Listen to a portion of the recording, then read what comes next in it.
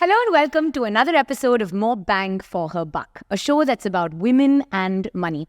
It's about having all of those difficult conversations that really scare us, because I've realized this, that the key to independence and empowerment is so deeply entangled in conversations around money, negotiating and investing with women, that unfortunately, if we don't unentangle that key, we're not going to be able to find that independence and empowerment that we're looking for.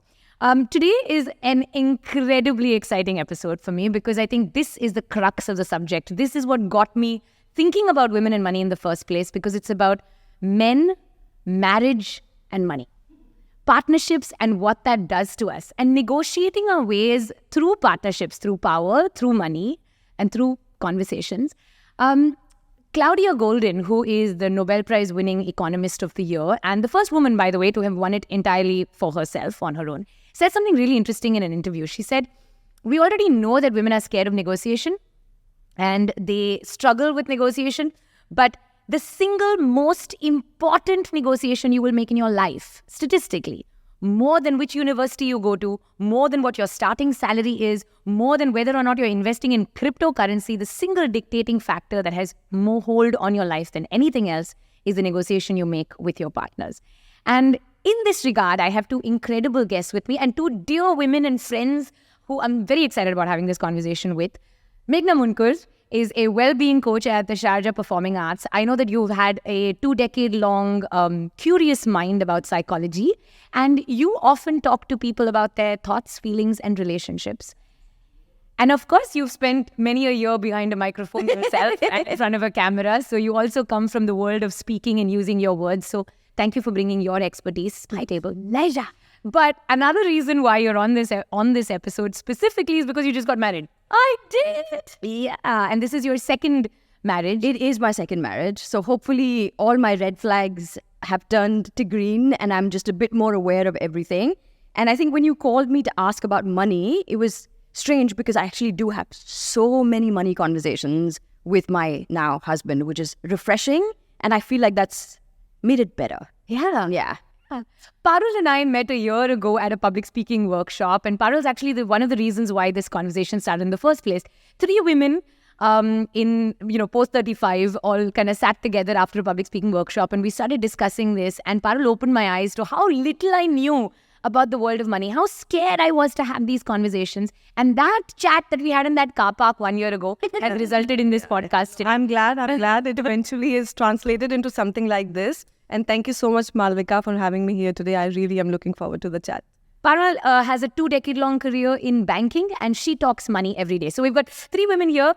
I talk about talking every day, you talk about feelings every day, and you talk about money every day. So there couldn't be a better set of people to have this chat with. I want to start by asking you all the question. Now, as we consider partnerships in our second innings, how important is money to you? Would you marry somebody who was making less money than you? Why yes, why no? So my first marriage was to somebody who, for a considerable amount of time during our marriage, earned less. So I wouldn't necessarily not marry somebody if they were earning less. I would definitely, though, go into conversations about, so what's your plan? Is there a financial, career, ambition plan where you want to go from, let's say if you're in tier 3 of making money, do you want to go into tier 1? And how soon and all of that. I feel like I wasn't the best partner in my first marriage where I didn't make sure those conversations were had. Same. Same pitch. Parul, thoughts? So I think before I jump into your question, Malvika, I would briefly touch upon what is money to all of us, It is a very, very powerful tool, I think, undeniably, undebatable. It is very powerful. So much so that it can really bring out the worst in us. There are times when the father wouldn't trust the son is scared to trust the wife would have her own biases. That's because the way they perceive money or what their relationship has been with money. So now when we talk about relationships and is money the factor, so my answer to that would be, is money the only factor? Though it is paramount, it is very, very important that you look at that aspect. Would you jump into a relationship right now with someone who is making, say, 1/3 of what you're making, 1/5 of what you're making? I think if all other parameters are met and I'm happy, because my foundation of the relationship would not depend only on money, because there will be other parameters, like I said. Do I trust the person? Do I have open communication with him? Is it that do we share? Are we caring for each other? Do we have empathy for each other? Are we respecting each other? So love, trust, respect, all of that would come before money. But yes, money would be there for sure. Yeah, money would be. I think I completely resonate with what you're saying right now, because I know this. I can pay my own bills, Abhi. Like, I've reached that place in my life that I don't have to worry that I need somebody to provide for me. But I think I often see in conversations this thing about, like, you're a gold digger, yeah? If you want to make your partnership in such a way that this person is going to be providing for you, does that make you a gold digger? And why is there is it really such a bad thing? Tough question, yeah? But if you're going into a relationship and saying, hey, buddy, I'm sorry, like, you're great on all other counts, but if you're not going to be able to provide for me financially, if you're not going to be able to provide the stability for the life that I see for myself, I'm sorry, but this partnership may or may not work out. Is that such a bad thing? I think that ties in really nicely with what Parul just said, is a partnership can't be only about money. And I think the whole aspect of being a gold digger becomes a problem when that is the only priority, or that is the highest benchmark that you've set in terms of, I'll marry rich. Yeah. And then? And then if there's no money, then there's no marriage, and then there's no relationship. And then what are you going to do? Yeah. So I don't think there's necessarily anything wrong with looking at your partner and expecting a certain amount of, will he be able to provide for me and my family? Because anybody's job, it's just precarious, right? Our relationship with money, our jobs, anything. Life's unpredictable. So if you're looking at the whole providing from that lens of security, that's different. But if you're looking at providing from, I'm just going to sit back and do absolutely nothing and he takes care of everything, that's when it becomes a little bit of a problem. I think a lot of conversation also needs to be had around men and their mindset around providing. Very often, I might be making enough to pay my bills, but the partner that I'm with feels, until I am capable of providing, I'm not ready for marriage, right? Because it's a very that's the inherent mindset. It's a very inherent habit, and in rounds, I would say, if you have to just probably... Yeah, that's true. From this whole South Asian community, this immigrant mindset that we have here in Dubai, especially. I remember watching a matchmaker on Instagram. Yeah, one of these, like, I have seen that. Have you seen it? Do you want to marry a millionaire? Like one of those. And one of the videos, I think she was talking about splitting the bill on the first date. A lot of women say this, like, if he asks you to split the bill on the first date, drop him like a hot potato. Because is that the kind of a guy you want to be like? What are your thoughts? First date, would you split the bill? 100%. I think in fact, one of the days, it didn't eventually work out, thank God. But this first date that I had with one of the guys, he's like, for him, one of the green flags about this potentially having some sort of a future was that I reached for my wallet when the bill came.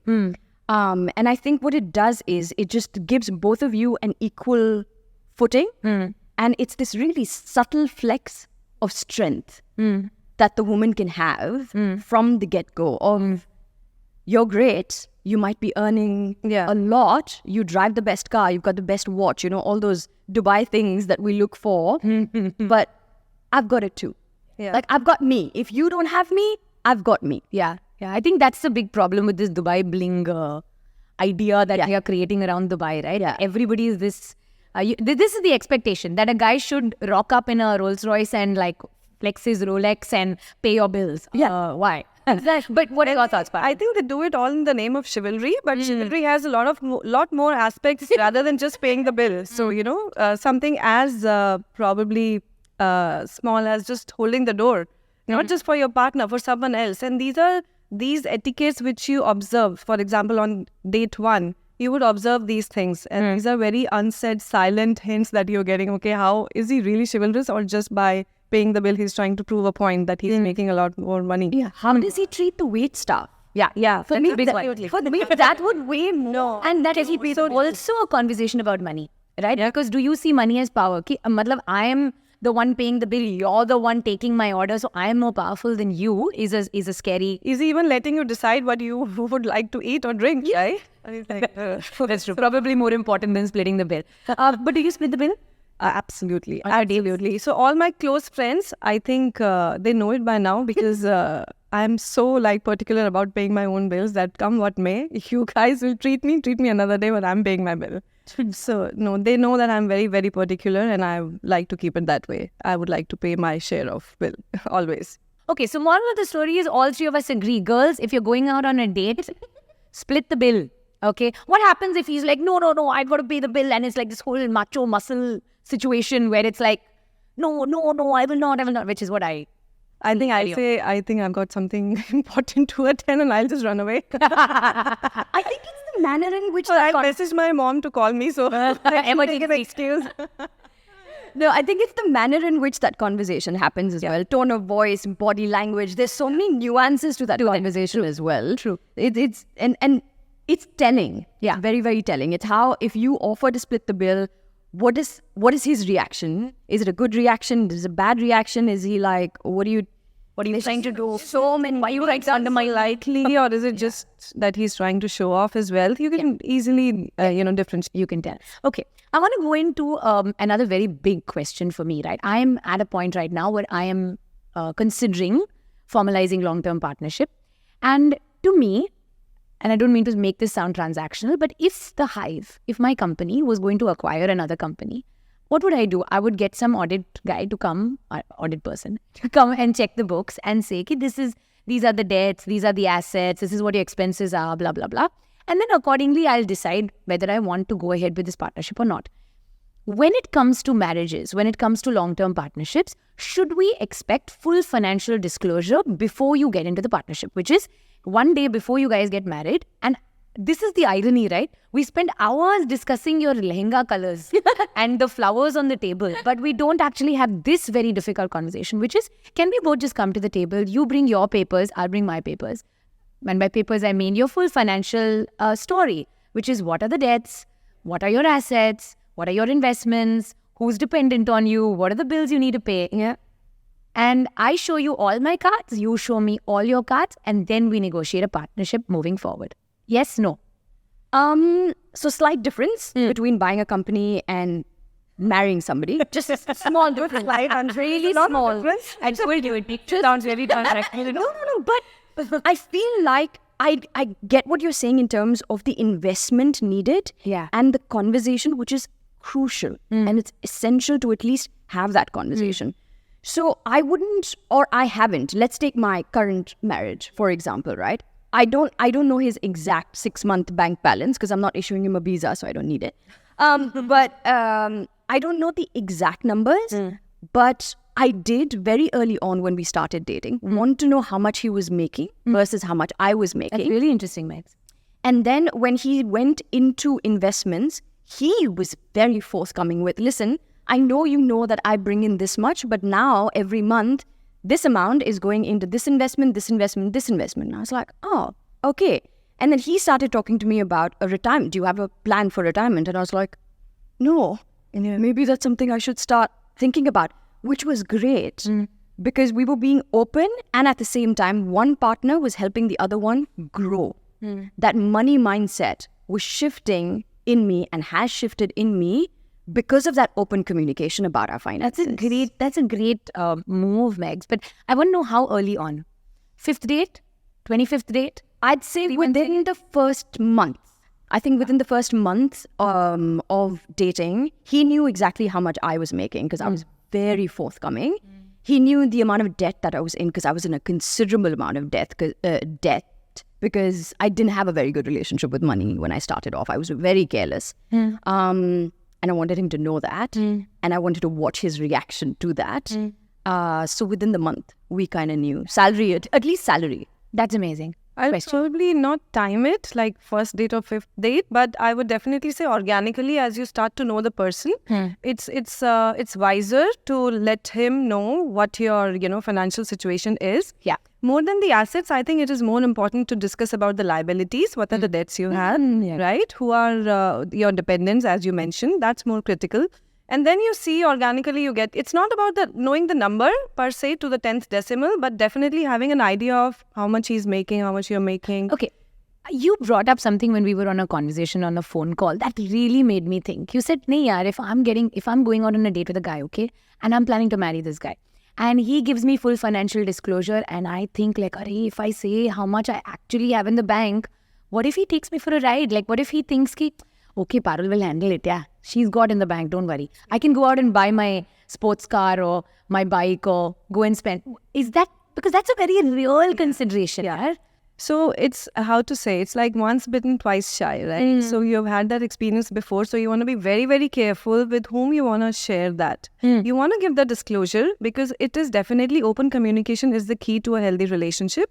But at what stage in life do you want to do that? How early do you want to do that? Is that going to be the game changer for you? So do you want to do that for sure? But at what stage in life you are the best judge for that? And you cannot time it like first date, fifth date. Yeah, it's discernment, right? Yeah. I know there are no like black and white answers, but I think it's really important to know that you must put cards on the table. I want to mention, because I was speaking to some of my friends and they have elderly kids. Like when I say elderly, as in like in their mid-20s, they're earning, they're young professionals. And their mindset is so progressive. And I was very happy to hear from them. And when you speak to them, that they don't differentiate between a man and a woman, like, you know, how in our generation probably we have been brought up. So it's very stuck in our mind in a particular way that this is how it is supposed to be. And we are trying to do the unconventional way because we believe in that. Because we want to stand out. But these guys, the young kids, the Gen Zs as we call them, I feel they are very progressive in their thought process. They are very open about things. They are very transparent in their communication. And they do have a goal and a goal mindset. Speaking of goal, actually, you said, I think that's a very important conversation to have, right? What are your financial goals as a couple? I think, again, retrospective wisdom, right? You can see things much clearer in the rearview mirror. But perhaps red flags for me should have been that your idea of being rich is owning a sports car. My idea of being rich is buying a lot of books. That should have been, I mean, that is a fundamental difference in the way we see wealth and we see the role that wealth plays in our lives. So how important is that conversation about financial goals? And give me real stories from your own lives about what kind of conversations you've had about financial goals and how that's helped you. And at what point in the marriage relationship do you want to have those financial goals? So again, going back to the very first question Parul asked us is, what is money to you, right? So when you go into a romantic relationship, you talk about values, like what are your life values? How high up is financial security in that list of values? Your top 10, and then not having money and having money, what does it mean to you? And what does it do to you? What is it? How do you react to it? Right? Yeah. Would you so important? Yeah. Is it fight? Like what part of your nervous system does it activate? Does it activate fight? Does it activate freeze? Does it activate flight? Like what is fawn, which is like just throw money at you, right? And for that, I feel before we in a relationship, or at least my experience has been, the healthier relationship, before you go into money conversation, you go into childhood conversation. You go into what was your relationship with money when you were younger? How did your parents handle money? What did you learn about saving? Did you learn about saving? Because a lot of those behaviors is what we adopt. Like for the longest time, especially during my first marriage, I thought I was bad with money because that's what I learned from my parents. I didn't learn saving. I didn't learn what it meant. I had no concept of it. That's what I adopted. So I went into that marriage going, I'm bad with money, which means I get to be careless with it. Because I'm never going to learn. Wait, I have a tougher question though. What if, you met your partner and your idea of a financial future goal was, let's say, a house in the mountains, I don't know. And his idea of a financial future was, I want to be able to like have a box of 10 Rolexes. Is that a big make or break? Why not? Why can't both have what they want? It's like more than one thing can be true at the same time. Yeah. So if both our financial goals kind of match, but we want to do different things with it, why can't we? Okay, fair enough. What are your I want to use one example over here. Let's say we talk about soccer. We had 11 players. The aim of the team is to win the match. But every player in the team has a different skill set, right? But you coexist as a team. A relationship is like that. a striker cannot be a goalkeeper. Yeah. Right? But you're working together towards the same goal. So in a relationship, it's okay to have different goals, different aspirations, different mindsets. And as Meghna Mary rightly said, that your relationship with money is essentially, these impressions are built on at a very early age in your life when you're growing up. And you don't realize this. These are subconscious impressions in your mind. But yes, it is important to have a goal. It is important to have a communication about your goals, because only if you talk about it, you're able to assess it and you're able to draw a chart that how do you want to reach that. So let me sort of wrap the thoughts that we put on the table here. So what we're saying is that if we had to give advice to our younger selves and to the younger selves who are watching this podcast right now, is question number 1, have the conversation with your partner before you put a ring on the finger, which is what is your relationship with money like? What has your relationship been like in the past? What is the script you're following in your head? Is it the ant and the grasshopper story, where always save for a rainy day? Is it that aaj hai, maybe tomorrow it will not be there? Money comes and goes. What is money really? Is that sab maya hai? Yeah, exactly. Is that the story? So number 1 is have the conversation. Before you get into it, how you want to deal with it is a different question. But definitely get in knowing what your money script is like and how that might play out. But 2 is discuss your financial goals, because it is going to be a big one. Now, when you said that we have one person who wants Rolexes, one person who wants a house in the mountains, and it's possible for both to exist, the question I want to ask is, what is that amount of money that you should be allowed to swipe where you don't have to consult your partner? Give me a second while I explain this. I've noticed this recently, right? Whenever I'm making any really big money decisions or any big real negotiations, whether it's buying a house or investing in some new business or getting into a new negotiation, the first thing I will do is call my partner up and say, hey, listen, this is happening, yeah? What are your thoughts on the subject? I don't think he necessarily feels the same way. Oh, okay. I don't think he calls me if there's a big proposal he's about to send out, right? Yeah. You set this up for yourself by calling him, but you're setting the expectations that he should also do the same. Yes. So, yes. So the question is, what is that amount of money that you think in your relationship that it's okay to go out and swipe without calling? I'm not going to call you about a 5 dirham chai. Should I call you about a 500,000 dirham house? I think so, definitely. I think when it goes into like huge assets, and for me, a huge asset is a car as well. Like if I'm planning to, because, okay, let's take just me for example. The car that I'm currently driving, I've paid off my auto loan. It's completely mine, except it's kind of brinking on that 7-year, 8-year mark. So you kind of know maybe it's time to like sell this. That conversation I will have with my husband, because that means a possibility of another auto loan, which means it goes into debt. But as you rightly said, it's about discussing, not taking permissions. Yeah, 100%. So your relationship has to be healthy enough where you feel comfortable and secure to be able to discuss and bring this up on the table and not feel scared that, oh no, do I have to take this permission? I want to go on a holiday with my friends. How do I ask for the permission? It's not about permission. That is such a great point. If you fear the conversation, that's a red flag.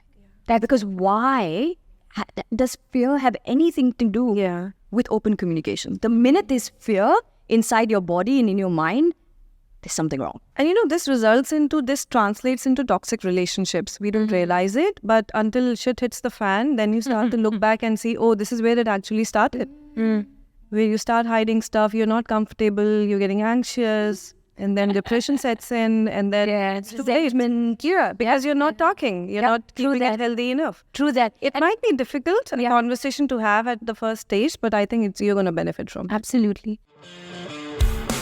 Catch the rest of this conversation on our next episode next Monday.